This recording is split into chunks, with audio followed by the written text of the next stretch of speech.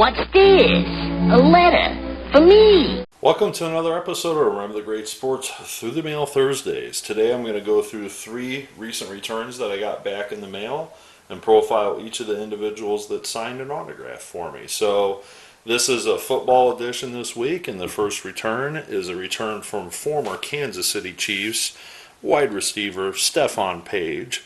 On 2 cards, I did send him a couple extra cards, and he chose to keep them for himself, which is perfectly fine.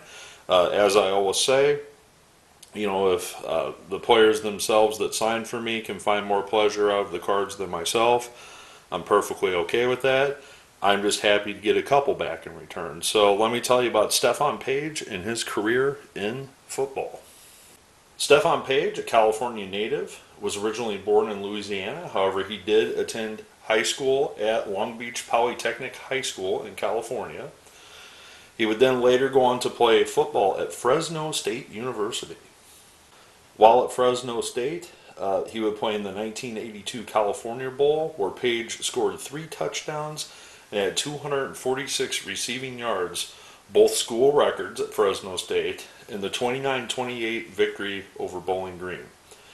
At the time of that bowl game, Paige's 246 receiving yards were an NCAA single bowl record that has since been broken many times.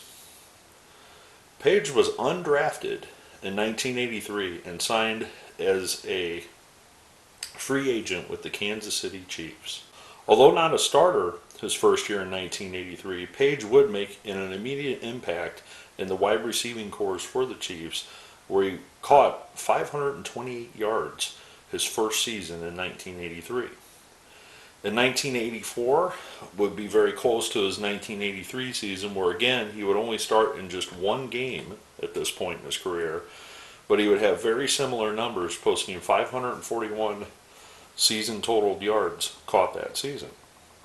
Well, by 1985, Paige had started half of his 16 games for the Chiefs that year, and he almost had nearly 1,000 yards receiving, with 943 by the wrap of the 1985 season.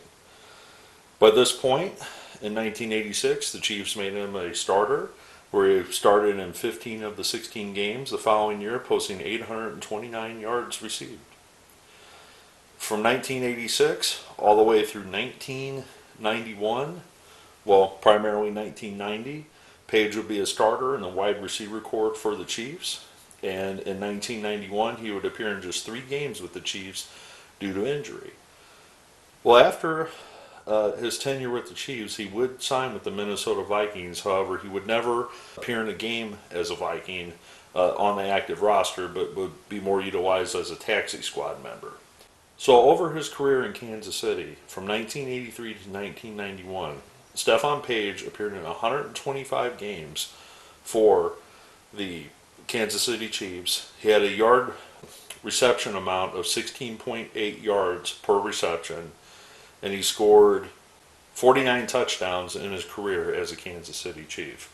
After his playing career with the Chiefs and the Vikings for that one short season, he returned to California in his retirement, and I'm not really too sure what he is doing nowadays, but very happy to add Stephone Paige to the collection. We'll move on to the next one. Now this next one, we're going to keep a common theme alive here, and it is a return from former New England Patriots punter / Arizona Cardinals punter Rich Camarillo on 4 of 4. So let me tell you about Rich and his career in football. Rich, also a California native, attended high school in California, then later would go on to play college football at Washington University in Washington. Going undrafted in 1981, he signed with the New England Patriots and would immediately become the punter on the Patriots. From 1981 to 1987, Rich would be the primary punter for the Patriots, who would actually lead the league in punting yards twice throughout his NFL career. Now, this is not necessarily a good thing or a good stat to have. If you're leading the league in punts and punting yards, that means that your team is kicking the ball away quite a bit because they can't score. So it's kind of a dubious honor, kind of like Crash Davis in Bull Durham, to have the most home runs as a minor leaguer. Well, to lead the league in punting is not necessarily a good thing. I mean, you have to be good at your job as a punter, but the less punts that you have to do, the better, because that means that your team wins. So Rich would be the punter for the New England Patriots. He would make the Pro Bowl with them.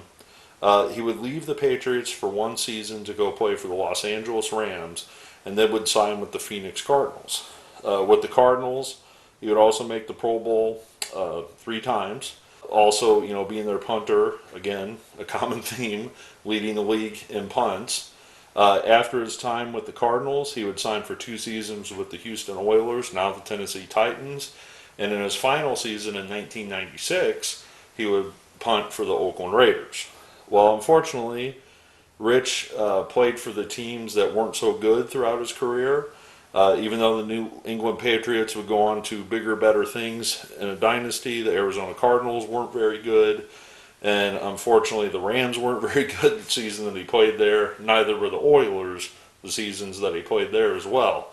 So, despite these, the New England Patriots did name him to their 35th anniversary team as their punter, and also their 50th anniversary team.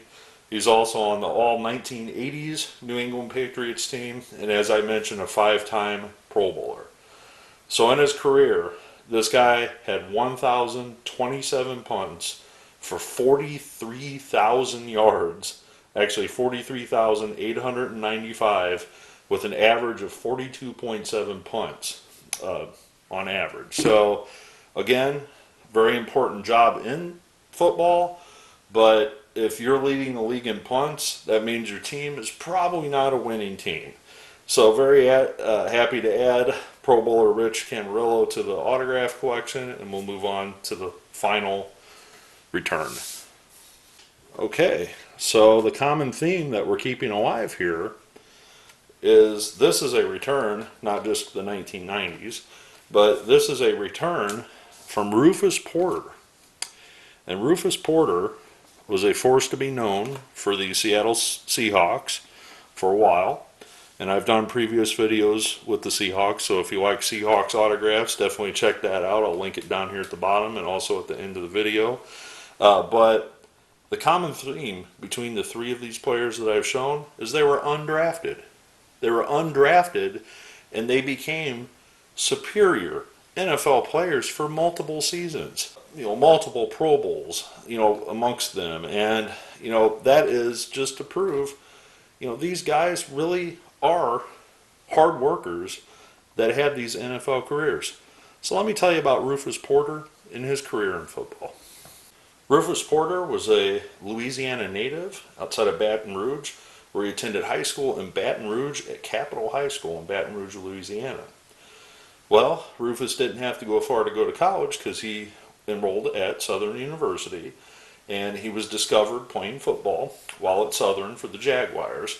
And although he was decent in college, he did not get drafted to play in the NFL. Instead, in 1988, he signed as a non-drafted free agent with the Seattle Seahawks.